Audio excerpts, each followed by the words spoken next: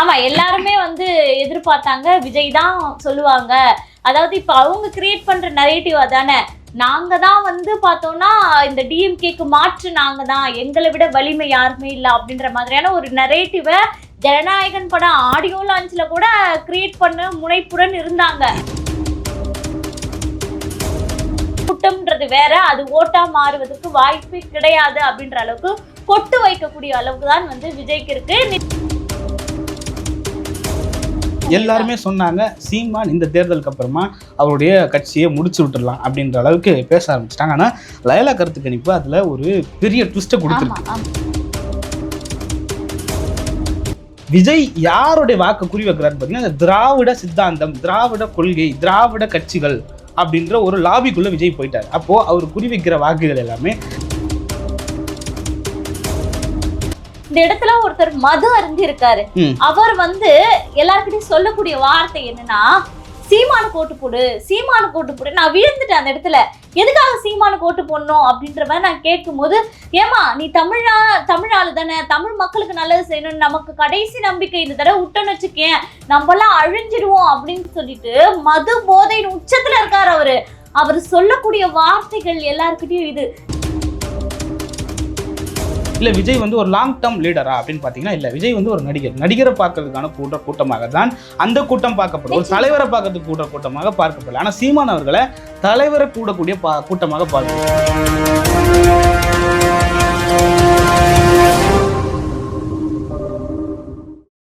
கலங்கரை சொந்தங்களுக்கு அன்பு வணக்கம். கலங்கரை பார்வை நிகழ்ச்சிக்கு உங்களை வரவேற்பதில் மகிழ்ச்சி. வணக்கம் தம்பி. வணக்கம். நலமா இருக்கீங்களா? நல்லா இருக்கேன். நீங்க எப்படி இருக்கீங்க? நலமா இருக்கேன் தம்பி. அதாவது இன்னைக்கு ஒரு பரபரப்பா பேசக்கூடிய விஷயம் என்னன்னா, லயோலா கல்லூரி வெளியிட்ட அந்த கருத்து கணிப்பு தான் இன்னைக்கு ஒரு பேசு பொருளாக மாறி இருக்கு. அது மட்டும் இல்லாமல் தீய சக்தி, தூய சக்தி, மாற்று சக்தி, இதெல்லாம் யார் அப்படின்ற ஒரு அடையாளம் காட்டக்கூடிய விஷயத்தை யாராவது செய்வாங்களான்னு எதிர்பார்த்துட்டு இருந்தோம். யாருமே இதுவரை செய்யல.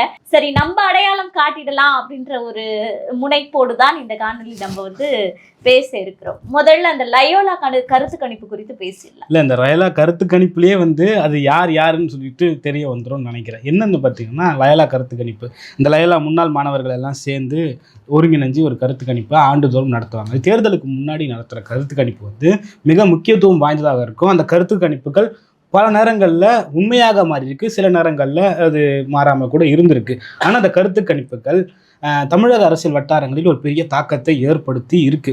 நீங்கள் அண்மையில் வந்த விஜயோட படம் சர்க்கார் படத்தில் கூட லயோலா கல்லூரி மாணவர்கள் எடுத்த கருத்து கணிப்பில் விஜய்க்கு முதலிடம் அப்படின்லாம் பேசி, அதே போல நிகழ்காலத்திலும் படத்தில் இல்லாமல் நிகழ்காலத்திலும் லயோலா கல்லூரி மாணவர்கள் எடுத்த கருத்து கணிப்பில் விஜய்க்கு முதலிடம் வரும் என்று தவைக்காவினர் காத்து கொண்டிருந்த நேரத்தில் அங்க கருத்து கணிப்புகள் வேற மாதிரியான பிரதிபலிப்பை பெரிய ஆப்பா கொடுத்துருச்சு. அப்படிதான் தந்திருக்கு. ஆமா, எல்லாருமே எதிர்பார்த்தாங்க விஜய் தான் சொல்லுவாங்க. அதாவது இப்ப அவங்க கிரியேட் பண்ற நரேட்டிவ் அதானே, நாங்க தான் பார்த்தோம்னா இந்த டிஎம்கேக்கு மாற்று நாங்க தான், எங்களை விட வலிமை யாருமே இல்லை அப்படின்ற மாதிரியான ஒரு நரேட்டிவை ஜனநாயகன் படம் ஆடியோ லான்ச்ல கூட கிரியேட் பண்ண முனைப்புடன் இருந்தாங்க. அங்க இருக்கக்கூடிய அந்த கூட்டம் லாக்ஸ் கணக்குல கூடி இருக்காங்க. இங்க இருந்து 40,000 பேர் போயிருக்காங்க. எவ்வளவு ஆதரவு பார்த்தீங்களா விஜய்க்கு அப்படின்ற மாதிரியான ஒரு பிம்பத்தை மீண்டும் மீண்டும் தொடர்ச்சியாக செய்து கொண்டிருந்தாங்க. உதாரணத்துக்கு அந்த ஈரோடு கூட்டத்தை கூட வைத்து பேசினாங்க. ஆனா இப்ப எல்லாமே இதுக்கும் அதுக்கும் எதுவுமே சம்பந்தம் கிடையாது, நீ உனக்கு கூடுற கூட்டம்ன்றது வேற, அது ஓட்டா மாறுவதற்கு வாய்ப்பே கிடையாது அப்படின்ற அளவுக்கு கொட்டு வைக்கக்கூடிய அளவுக்கு தான் விஜய்க்கு இருக்கு. நிச்சயமா இது டிவிகேல விஜய் மத்தியில ஒரு கலக்கத்தை ஏற்படுத்தியிருக்கும் அப்படின்னு நம்ம சொல்லலாம். ஓகே, லயோலா கல்லூரியுடைய முன்னாள் மாணவர்களுடைய அமைப்பு எல்லாம் சேர்ந்து ஒருங்கிணைப்பாளர் திருநாவுக்கரசு அவருடைய தலைமையில் நடத்தப்பட்ட இந்த கருத்து கணிப்பில் கிட்டத்தட்ட 81,375 பேர் கலந்துகிட்டு இருக்காங்க. அதில் 77% பேர் இந்துக்கள் கலந்துகிட்டு இருக்காங்க, 11% பேர் கிறிஸ்தவர்கள், 10%க்கும் மேற்பட்டோர் இஸ்லாமியர்கள் கலந்து எல்லாம் சேர்ந்து தான் இந்த வாக்குகளை அளிச்சிருக்காங்கன்றது தெரிய வருது. இதில் நம்ம ஒரு விஷயமா எடுத்து பார்க்கணும் அப்படின்னா, திமுக கொடுத்த வாக்குறுதிகள் அதில் தான் ஆரம்பிக்கிறாங்க. அந்த வாக்குறுதிகள் நிறைவேற்றப்பட்டிருக்கா அப்படின்னு ஆமா. சொல்லிட்டு வந்த கருத்து கணிப்புல 25% நிறைவேற்றப்பட்டிருக்கு. ஆம் என்போர் 25%, இல்லை என்போர் அப்படின்னு சொல்றதுப்போ 40-60% பேர் ஆமா. இல்லைன்னு சொல்லியிருக்காங்க. டபுள் மடங்கு ஆகுது. டபுள் மடங்கு ட்ரிபிள் மடங்கு இல்லைன்னு சொல்லியிருக்காங்க. அப்புறம் திமுகவினுடைய ஆட்சி இது சிறந்த ஆட்சியா என்று சொல்லும்போது அது 20% பேர், அதில் ஒரு 10-15% பேர் திமுகவினுடைய ஆதரவாளர்கள், திமுக கட்சியினரே அப்படின்னு சொல்லிட்டு நம்ம ஆமா, சொல்லலாம். கண்டிப்பா இல்லைன்னு சொல்றப்ப அப்ப திமுக மேல ஒரு அதிருப்தி இருக்கிறத நம்ம இந்த கருத்து கணிப்பு மூலமாக தெரியும், தெளிவாகவே ஆமா, நமக்கு ஆமா, தெரியும். ஆமா. இன்னொரு விஷயம் நீங்க பாத்தீங்கன்னா விஜய் ஃபேக்டர், இந்த இடம் தான் ரொம்ப முக்கியமான இடமா பார்க்கப்படுது. என்ன சொல்றாங்கன்னு பார்த்தீங்கன்னா விஜய் ஃபேக்டர். விஜய் 2026 தேர்தலில் உள்ள வந்ததுக்கு அப்புறமா எல்லாரும் சொல்லப்பட்டது என்னன்னா இளம் வாக்காளர்களை விஜய் குறி வைக்கிறார். ஆமா, குறி வைக்கிறாரு. அந்த இளம் வாக்காளர்கள் எந்த கட்சிக்கு போடுற வாக்காளர்கள், எந்த கட்சிக்கு வாக்களிக்கிற இளம் வாக்காளர்களை விஜய் குறி வைக்கிறார் அப்படின்ற ஒரு கேள்வி எல்லாருக்கிட்டையுமே எழுப்பப்பட்டிருக்கு. அப்ப என்ன சொல்ல வராங்கன்னா சீமான் கிட்ட இருந்து தான் அதிக வாக்குகள் பிரியறதுக்கான வாய்ப்பு. ஏன்னா சீமான் வச்சிருக்கிறது முழுக்க இளம் வாக்காளர்கள் தான் அப்படி சொல்லிட்டு பேச போறாங்க. இளம் வாக்காளர்கள்னாலே அது சீமான் தான், விஜய் ஃபேக்டருக்கு முன்னாடி. அப்போ விஜய் தான் சீமான் தான் அதிகம் பாதிக்கப்படுவார் அப்படின்னு சொல்லிட்டு பேச போடலாம். உதாரணத்துக்கு திரு அன்புமணியும் திரு திருமாவளவனோ கூட கொஞ்சமா வந்து அவங்க பாதிக்கப்படுவாங்க அப்படின்னு சொல்லி. ஆனா திமுக விசஸ் தாவேகா என்ற நரேட்டிவ் செட் செய்த போது எல்லாரும் சொன்னது சீமான் அவ்வளவுதான் காலி. திரு பழக்கருப்பையான்னு நினைக்கிறேன், அவர் கூட ஒரு பேட்டியில சொல்றப்போ விஜய் கட்சி ஆரம்பிச்ச பிறகு சீமானோட கூடாரம் காலி ஆயிடும், அது எனக்கு அதுல உள்ளபடி எனக்கு சந்தோஷம் அப்படின்னு சொன்னதெல்லாம் நம்ம பார்த்திருக்கோம். நிறைய பேர் பத்திரிகையாளர் போர்வையில இந்த வார்த்தையை பதிவு எல்லாருமே சொன்னாங்க சீமான் இந்த தேர்தலுக்கு அப்புறமா அவருடைய கட்சியை முடிச்சு விட்டுடலாம் அப்படின்ற அளவுக்கு பேச ஆரம்பிச்சிட்டாங்க. ஆனா லயலா கருத்து கணிப்பு அதுல ஒரு பெரிய ட்விஸ்ட்டை கொடுத்துருக்கு. அவங்க என்ன சொல்றாங்கன்னு பாத்தீங்கன்னா விஜய் ஃபேக்டர் முதல்ல யாருக்கு பாதிக்கப்படுது அப்படின்னா திமுகவுக்கு முதல் நம்பர் 1 திமுகவுக்கு பாதிக்கப்படுது, நம்பர் 2 நம்ம தோழர் விசிகா தலைவர் திருமாவளவன் பாதிக்கப்படுது, நம்பர் 3 ஏடிஎம்கேவை பாதிக்கப்படுது. ஏன் ஏடிஎம்கேவை பாதிக்கப்படுதுன்றப்போ அவர் எம்ஜிஆர் ஜெயலலிதா போன்ற அண்ணா 3 பேருடைய படத்தையும் பயன்படுத்தாத பாதிக்கப்படுது. 4வதா பாஜக பாமகவை பாதிக்கப்படுது, பாஜக பாமக. 5வதான அதுவும் சொற்ப எண்ணிக்கையிலே நாம் தமிழராக பாதிக்கப்படுது. ஏன் அந்த சொற்ப எண்ணிக்கை அப்படின்னா டிவிக்கே முத கட்சி ஆரம்பிச்சப்போ சீமான் அவர்கள் ஆதரவு கொடுத்தாரு. அந்த ஆதரவு ஒரு பக்கம் இருந்தாலும் அவருடைய கொள்கையில முரண்பட்ட பொழுது சீமான் எடுப்பில் அடிக்க ஆரம்பிச்சிட்டாரு.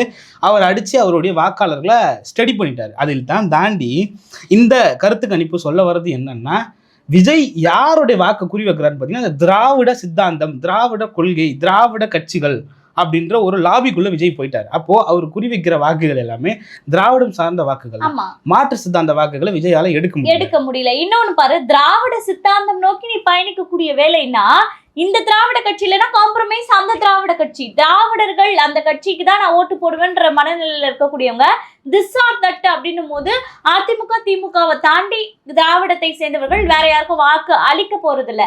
ஆனா விஜயினுடைய இந்த கணக்கு இந்த இடத்துல தப்பாகுது அப்படின்ற மாதிரி ஒண்ணு வந்து மிக தெளிவா இந்த லயோலா காலேஜ் அவங்க வந்து கருத்து கணிப்புல சொல்லியிருக்காங்க அப்படின்னு நான் நினைக்கிறேன். அதான் அப்படி சொல்றப்போ இங்க நாம் தமிழரோட ஓட்டர்ஸே வேற. இதை நம்ம பலமுறை சொல்லியிருப்போம், பல உண்மையான நேர்மையான பத்திரிகையாளர்கள் ஊடகவியலாளர்களுமே பலமுறை சொல்லியிருக்காங்க. நாம் தமிழரோட ஓட்டர்ஸ் வந்து யூனிக்கான ஓட்டர்ஸ். அவங்க எல்லாருமே வந்து தமிழ் தேசியம், எல்டிடி வேலுப்பிள்ளை பிரபாகரன் அப்படின்ற ஒரு தலைமையில் இருக்கக்கூடிய, அதை ஏற்றுக்கக்கூடிய, அந்த சித்தாந்தத்தை ஏற்றுக்கக்கூடிய, தனித்தமிழ்நாடு, தமிழ் ஈழம் அப்படியெல்லாம் பேசக்கூடிய ஒரு ஈர்ப்பின் காரணமாக, சீமானுடைய பேச்சின் ஈர்ப்பின் காரணமாக வரப்பட்ட ஒரு வாக்காளர்கள். அந்த வாக்காளர்களுக்கும் விஜய்க்கும் எந்த விதமான சம்பந்தமும் இல்லை, தொடர்பும் இல்லை. அதுக்கு சிறந்த உதாரணம் ஈரோடு கிழக்கு இடைத்தேர்தல், விக்கிரவாண்டி இடைத்தேர்தல் சொல்லிட்டு பலரும் பேசியிருக்காங்க. நிச்சயமா.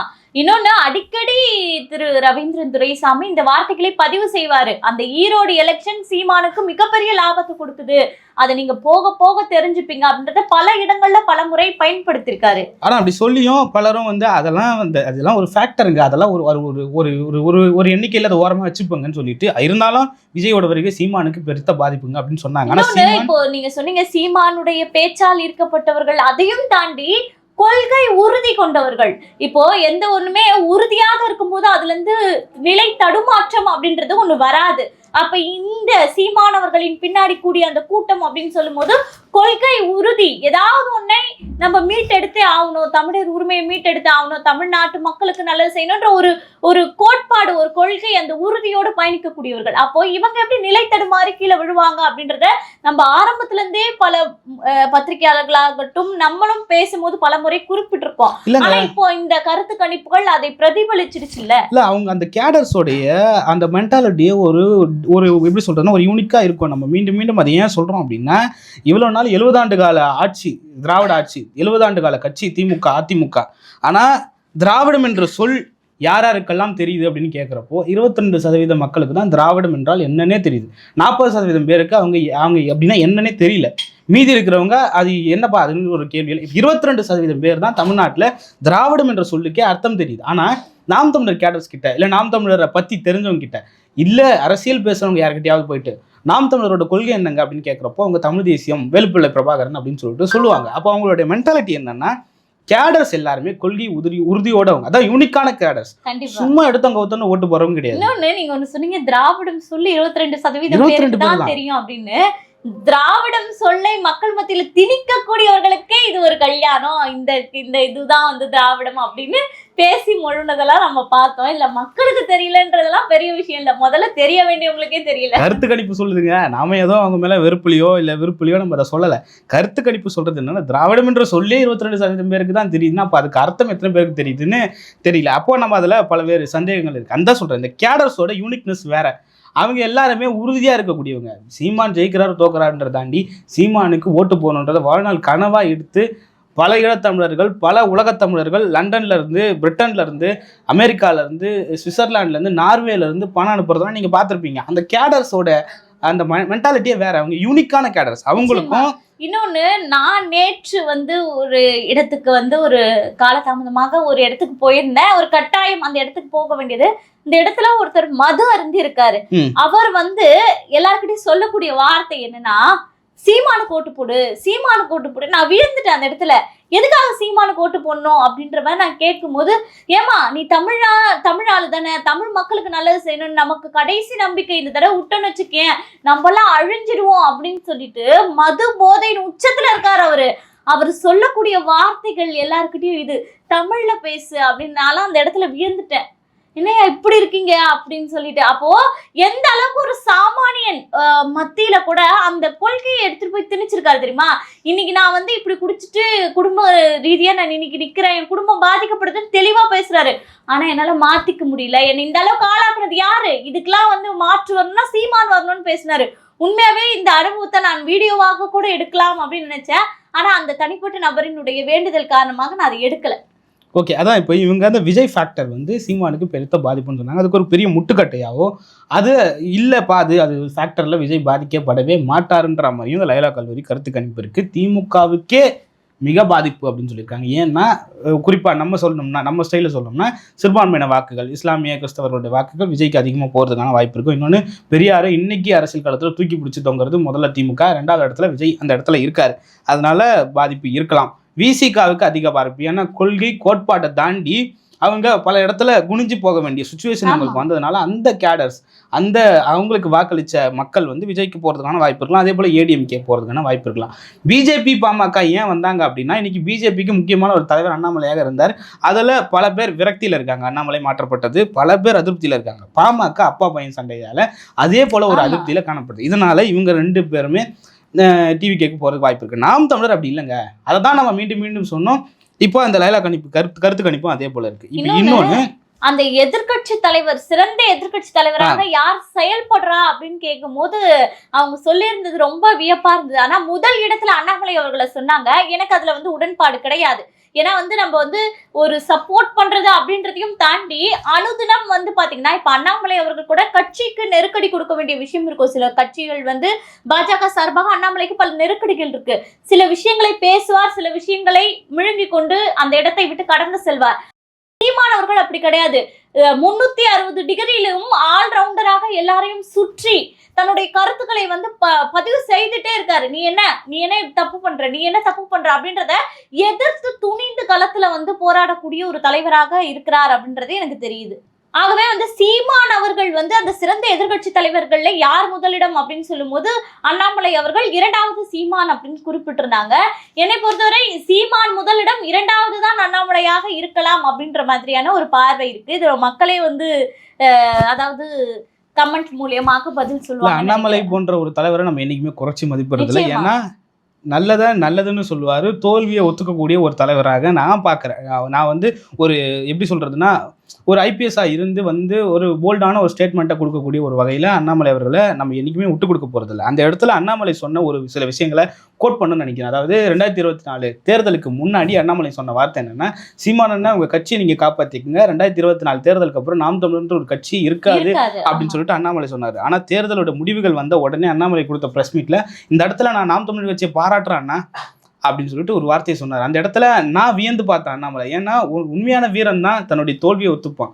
அந்த இடத்துல அண்ணாமலை சொன்ன வார்த்தை என்னன்னா, ₹1 காசு கூட கொடுக்காம கிட்டத்தட்ட 36 லட்சம் வாக்குகளை பெற்றிருக்காரு அண்ணன் சீமான் அவர்கள். அண்ணன் சீமான் அவர்களுக்கு நான் வாழ்த்துக்கள் சொல்றேன், அவருடைய இந்த வளர்ச்சியை பார்த்து நான் வியந்து நிற்கிறேன் அப்படின்னு சொல்லிட்டு சொன்னார். பல இடங்கள்ல அண்ணாமலை அதை ஒத்துக்கிட்டு இருக்காரு. ஆனா அதெல்லாம் தாண்டி அண்ணாமலை எல்லா இடத்துலையும் பேசுபொருளான ஒரு 2-3 விஷயம் என்னன்னா, டிஎம்கே ஃபைல்ஸ் 1 டிஎம்கே ஃபைல்ஸ் 2ன்னு சொல்லிட்டு ஒரு சில விஷயங்களை பரப்புரை பண்ணி மக்கள் மத்தியில் அதை கொண்டு போய் சேர்த்தாங்க. அந்த எண் மக்கள் யாத்திரைன்னு சொல்லிட்டு அந்த நடைபயணம் அதெல்லாம் பார்த்து மக்கள் வந்திருக்கலாம். ஆனால் சீமானவர்கள் இன்னைக்கு வரைக்கும், அன்னைக்கு அண்ணாமலை இருந்தார், ஆனால் கிட்டத்தட்ட ஒரு 15 ஆண்டு காலமாக திமுகவுக்கு எதிரான ஒரு அரசியலை வலுவாக செஞ்சு கொண்டு இருக்கக்கூடிய ஒரு அரசியல் கட்சி தலைவராக சீமான் இருக்காரு.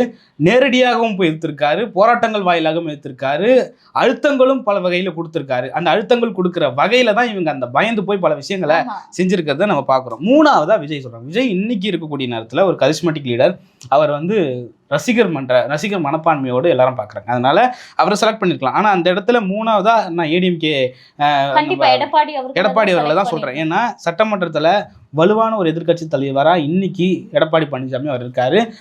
பல விஷயங்கள்ல பேட்ஜ் அணிஞ்சிட்டு போய் தன்னுடைய எதிர்ப்புணர்வை காட்டியிருக்காரு. யார் அந்த சட்டமன்றம் தாண்டி இந்த மக்கள் பயணத்துல அனுதினமும் என்ன பிரச்சனை நடக்குதோ அதை கொண்டு போய் அந்த இடத்துல பேசுவாரு. சொல்றேன் இந்த மாதிரி, அதாவது பல சார்களை பற்றி அப்படின்னு பல விஷயங்களை உடைத்து பேசியிருக்காரு. அதை அதாவது திமுக தலைவர்கள் மறு பதிலடி கொடுக்கக்கூடிய வகையில அவர் எதிர்கட்சி தலைவரா தன்னுடைய கருத்துக்களை பதிவு பண்ணிருக்காரு. பல நேரங்கள்ல அவர் பேசின விஷயங்கள்ல சட்டமன்றத்துல லைவ்ல போடாம கட் பண்ணி எல்லாம் போட்டுருக்காங்க. அந்த அளவுக்கு திமுக எடப்பாடி பழனிசாமியை பார்த்து பயந்துருக்கு.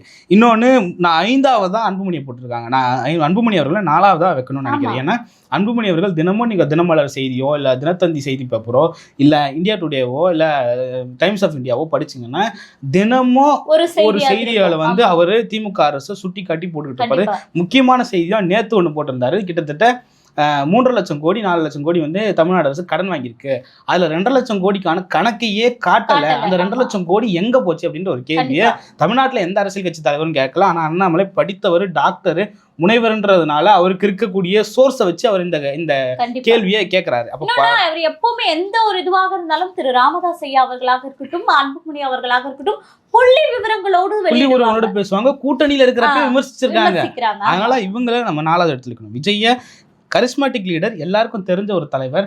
சும்மா மேம்போக்கா நுனிப்புள் மேய்கிறது போல திமுக விசஸ் தாவேக்கான்னு சொல்றதுனால 3ஆவது இடத்துல கொடுத்துருக்காங்க. ஆனா இந்த இடத்துல 5ஆவது இடத்துல தான் விஜய் கொடுத்துருக்கணும்னு நான் விரும்புறேன். ஆனா அதை தாண்டி ஒரு ஃபேமஸான லீடர், எல்லாருக்கும் தெரிஞ்சவர், லைம் லைட் அவர் மேலே இருக்கு அப்படின்றதுக்காக அவர் 3ஆவது இடத்துல கொடுத்துருக்காங்கன்னு பார்க்கலாம். இதெல்லாம் தாண்டி கூட்டம் யாருக்குங்க வருது அப்படின்ற ஒரு கருத்து கணிப்பு.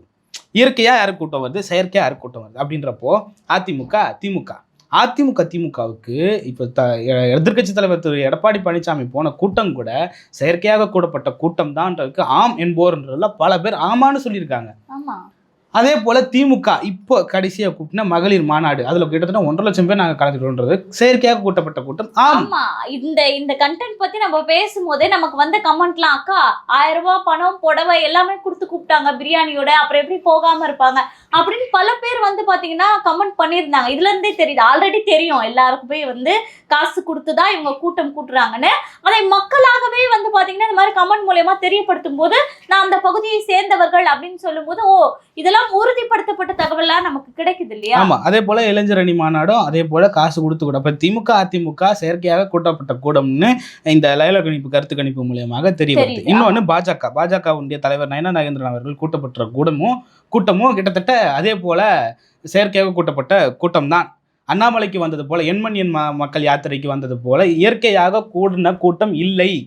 அண்ணாமலைக்கு இயற்கையாக கூடியிருக்கு, எண் மக்கள் யாத்திரையில கூடியிருக்கு. பல நேரங்கள்ல அண்ணாமலைக்கு இயற்கையா கூடியிருக்கு. ஏன்னா அவர் பல விஷயங்களை பேசுறாரு. அண்ணாமலை பார்க்கணும்னே பல பேர் வந்தாங்க, ஒரு இருந்தது. அது போல இப்போ முதல் இடத்துல சீமான் அவர்களுக்கு இருக்கு, அதே போல விஜய்க்கு இருக்குன்றத நம்ம மறுக்கவே இல்லை. ஏன்னா விஜயை பார்க்கணும்னு பல பேர் வராங்க. இதுல நீங்க இந்த ஃபேக்டரை தாண்டி நீங்கள் ஸ்டாட்டிஸ்டிக்கலாக எடுத்து பார்த்தீங்கன்னா என்ன தெரியுதுன்னு பார்த்தீங்கன்னா, விஜய் ஒரு கொள்கை உறுதி உள்ள லீடரா, விஜய் ஒரு கோட்பாடு பேசக்கூடிய ஒரு லீடரா, இல்லை விஜய் வந்து ஒரு லாங் டேர்ம் லீடரா அப்படின்னு பார்த்தீங்கன்னா இல்லை. விஜய் வந்து ஒரு நடிகரை பார்க்கறதுக்கான கூட்டமாக தான் அந்த கூட்டம் பார்க்கப்படும். ஒரு தலைவரை பார்க்கறதுக்கு கூட்டமாக பார்க்கப்படல. ஆனால் சீமான் அவர்களை தலைவரை கூடக்கூடிய கூட்டமாக பார்க்கணும். சீமான் வந்து பல மேடைகளில் பேசியிருந்தாலும் புதுசாக பேசாமல் ஒரே விஷயத்த பேசினாலும் சீமான் பேசுறது கேட்கறதுக்காக பொதுமக்களும் கட்சியினரும் சேர்ந்து ஒரு கூட்டத்தை இயற்கையாக கூடி நிற்கிறாங்க அப்படின்றது இந்த கருத்து கணிப்பு மூலியமாக தெரியும். நிச்சயமா இந்த செயற்கை இயற்கை கூட்டம் இதுல வந்து இவங்க 2 பேர் தான் முன்னிலையில இருக்காங்க. அதாவது நாம் தமிழரும் டிவிகேவும் அப்படின்னு எடுத்துக்கிட்டா கூட ஒரு வகையில டிவிகேவினுடைய கூட்டம் ஒரு செயற்கை கூட்டம் தான்.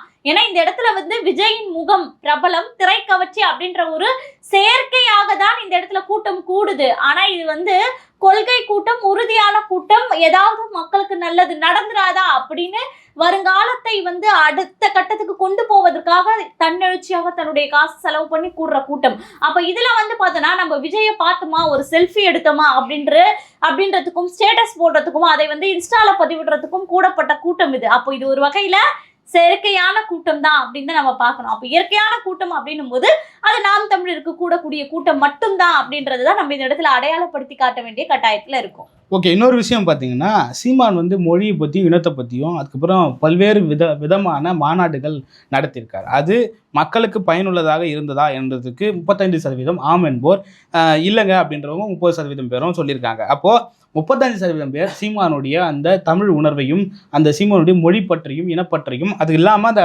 பல்வேறு விதமான மாநாடுகளையும் ஆதரிச்சிருக்காங்க.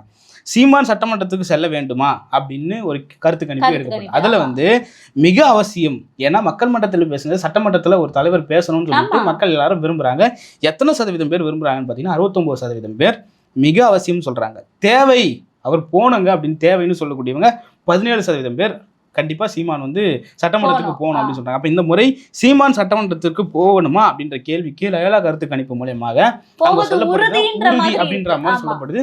களத்தை பார்க்குறப்பையும் அப்படிதான் தெரியுது. கிட்டத்தட்ட 15 ஆண்டு காலமாக ஒரு தலைவர் போராடி இருக்காரு. தனிச்சு நின்றது மட்டும்தான் அவருக்கான ஒரு பெரிய மைனஸாக பார்க்கப்பட்டிருக்கு. அது இல்லாமல் ஒரு தேர்தலுக்கு ஒரு சின்னம் அவருக்கு பெரிய மைனஸாக பார்க்கப்பட்டிருந்தது. இன்றைக்கி எல்லாமே போய் அவங்களுக்கு நிரந்தரமாக ஒரு சின்னம் கிடச்சாச்சு. 15 ஆண்டு காலம் போராட்டம் முடிஞ்சாச்சு. இன்றைக்கி ஒரு தொகுதியை தேர்வு பண்ணி இந்த தொகுதியில் வேலை செஞ்சுட்ருக்காங்க.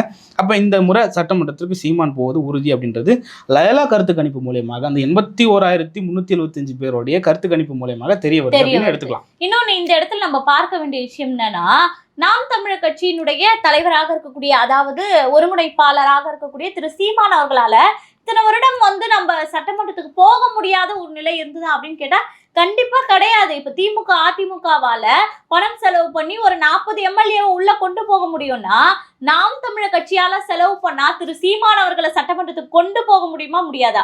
முடியும். ஆனா திரு சீமான் அவர்களுக்கு ஆட்சிக்கு வரணும், எம்எல்ஏ ஆகணும், பதவி வாங்கணும்ன்றது பெருசு கிடையாது.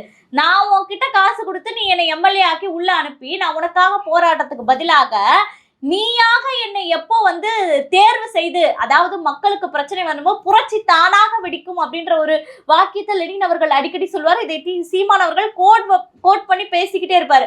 அப்போ அந்த புரட்சியை நீ செஞ்சு என்னை உள்ள கொண்டுட்டு போ, அப்பதான் வந்து உன்னுடைய வழி தாங்கிய ஒரு பிரதிநிதியாக என்னால உண்மையாக செயல்பட முடியும்ன்ற ஒரு நோக்கத்துக்காக தான் இந்த 15 வருட காலமாக எம்எல்ஏ என்ற ஒரு பொறுப்பில் கூட போகாம சீமான் அவர்கள் காத்திருக்கிறார். அவர் எம்எல்ஏ ஆயிருந்தா என்னைக்கோ பணத்தை செலவு பண்ணி ஆயிருக்கலாம்.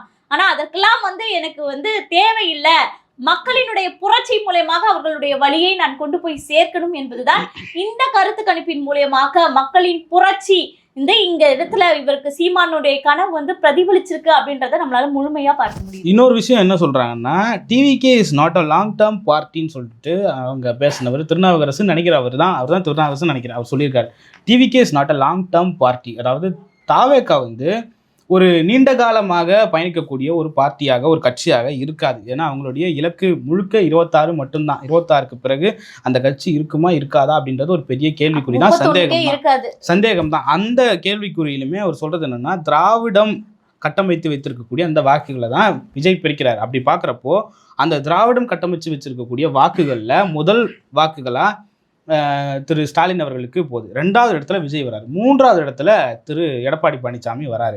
அப்படி பார்க்குறப்போ விஜய்க்கும் எடப்பாடி பழனிசாமிக்குமான போட்டியா அப்படின்னு பார்க்குறப்போ ஒருவேளை விஜய் வலிமையான அணியை கட்டினால் மட்டுமே அந்த 2வது இடத்திற்கான போட்டியாக இருக்க முடியும். எடப்பாடி பழனிசாமியோட போட்டி போடுறதுக்கான ஒரு நிலை ஏற்படும். ஆமா. ஒருவேளை அவர் சொன்ன மாதிரி தனியாகவா அணியாகவா அப்படின்றதுல தனியாக என்ற ஒரு லிஸ்ட்டை எடுத்தாருன்னா கண்டிப்பா விஜய் 3ஆவது இடத்துக்கு தள்ளப்படுவார்ன்றது இந்த கருத்து கணிப்பு இன்னொன்னு, இந்த திராவிடத்தினுடைய ஓட்டுகளை தான் விஜய் பிரிக்கிறார்னா ஒட்டுமொத்தமா 13% ஓட்டை தான் விஜயால பிரிக்க முடியும் அந்த திராவிடத்தினுடைய ஓட்டுகளையே அப்படின்றத சொல்றாங்க.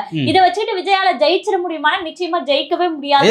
அதையும் அவங்க தெளிவா சொல்லிடுறாங்க. என்ன சொல்றாங்கன்னு பாத்தீங்கன்னா, மீண்டும் முதல்வராக ஸ்டாலின் வரலாம்ன்றதுல எல்லாருக்கும் பெரும்பான்மையானவர்களுக்கு விருப்பம் இருக்கு. ஆனா அதை தாண்டி அந்த செக்டாரோட ஓட்ஸை தான் விஜய் பிரிக்கிறாரு. அதுலயுமே வலுவான கூட்டணி அமைச்சாதான் அவர் எடப்பாடி பழனிசாமியோடய போட்டி போட முடியும், இல்லைன்னா அவர் 3ஆவது இடத்துல தான் இருப்பாரு அப்படின்னு சொல்றாங்க. அப்போ விஜய் கட்டமைச்சு வச்ச டிவிகே விசஸ் டிஎம்கே அப்படின்ற ஒரு செக்டார் வந்து இங்கே பிரேக் ஆகுது.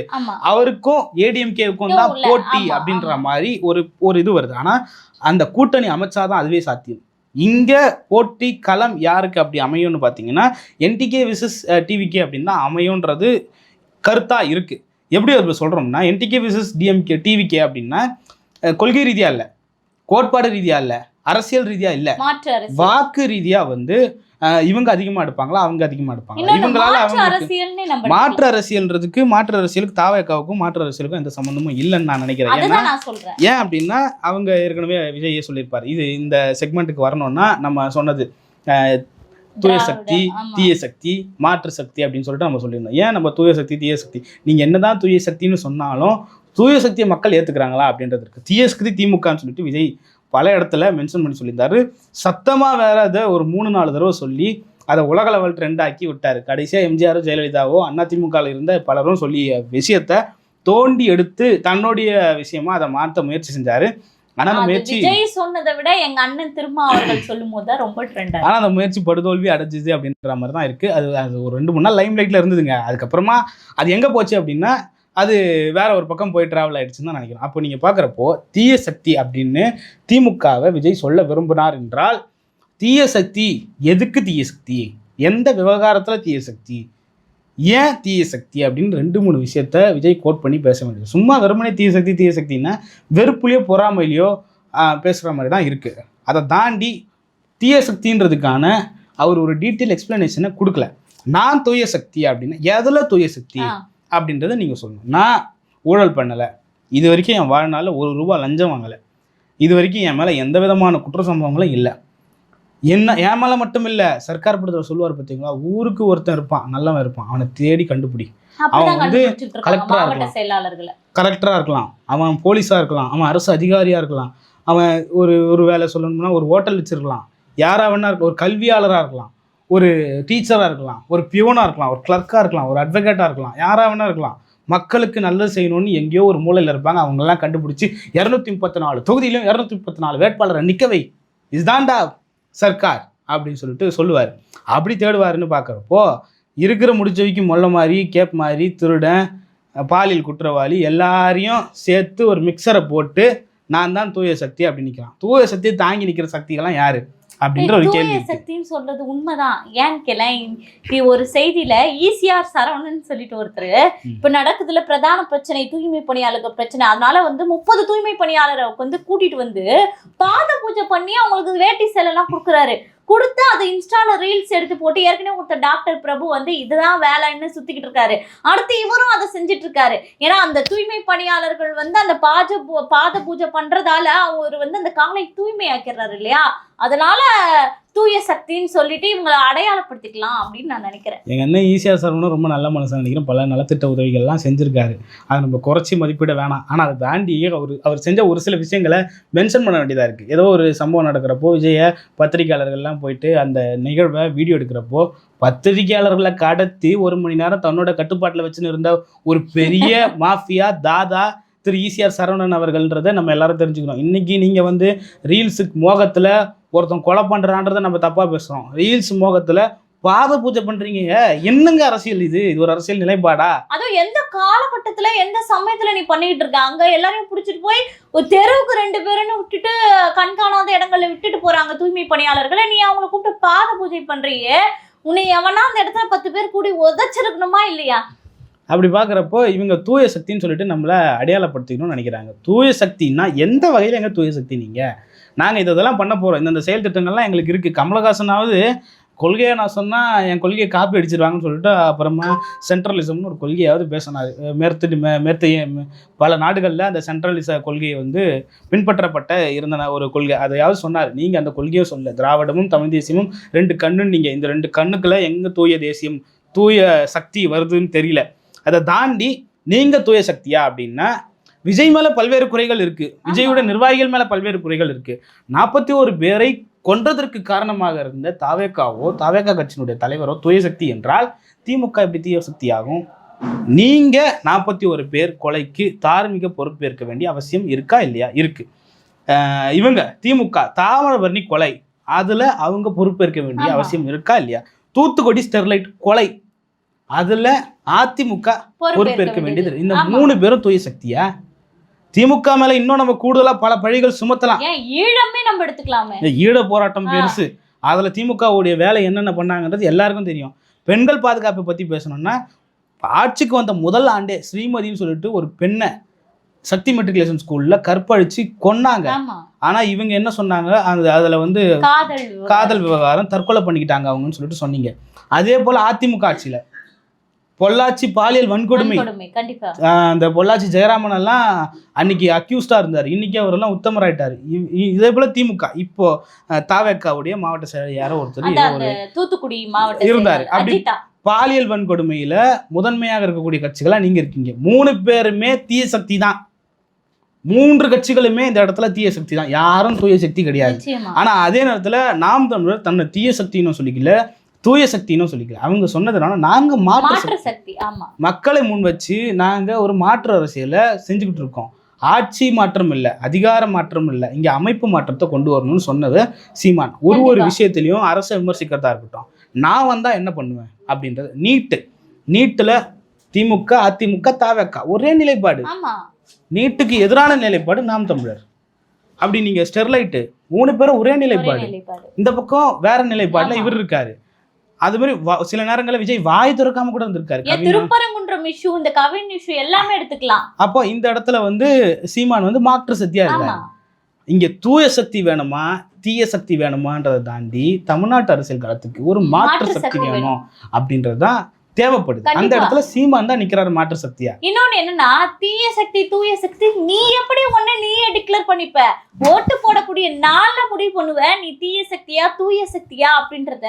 இது நீங்களே டிக்ளேர் பண்ணிட்டு நாங்க இந்த சக்தி தான் நாங்க இந்த சக்தி தான் சொல்றதுக்கு என்ன தகுதி இருக்கு? ஏன்னா இவங்க இது வரைக்கும் களத்திலே வந்து போட்டி இட்டது கிடையாது. நீங்க வந்து போட்டியிட்டு வெற்றி பெற்று என்ன மக்களுக்கு நல்லது செய்யறீங்க அப்படின்றத வச்சுதான் நீங்க தூய சக்தியா தீய சக்தியான்றத தாவேக்காவே நம்ம முடிவு பண்ண முடியும். அப்போ நீ அந்த அதாவது வந்து ஒரு வேர்டிங்காக ஒரு டைலாக்காக நீ வந்து அந்த எதுகை மோனை சொல்லுவாங்கல்ல, அதை பேசுவதற்காக நீ இந்த வார்த்தைகளை பயன்படுத்துகிறாய். அதுல எதுவுமே பின்னாடி கிடையாதுன்றது இது மூலியமா ஒரு நரேட்டிவா செட் பண்ண ட்ரை பண்றாங்க. இப்போ அதுக்கு நம்ம அரசியல் விமர்சகர்கள் எல்லாரும் எழுப்புற கேள்வி என்னன்னு பாத்தீங்கன்னா, லாட்ரி வித்து பணம் சம்பாரிச்சு அதுல ஷேர்ஸ் வாங்கி அதில் ஒரு கட்சியில் போய் சேர்ந்து நம்ம வந்து பிஸ்னஸ் பண்ணி அதில் வின் பண்ணோம்னு நினைக்கிற லாட்ரி மார்ட்டினோட மருமகன் ஆதவர்ஜுனாவை கட்சியில் சேர்த்துக்கிறார். ஆதவர்ஜுனாவோ லாட்ரி பிஸ்னஸோ தூய சக்தியா? இல்லை.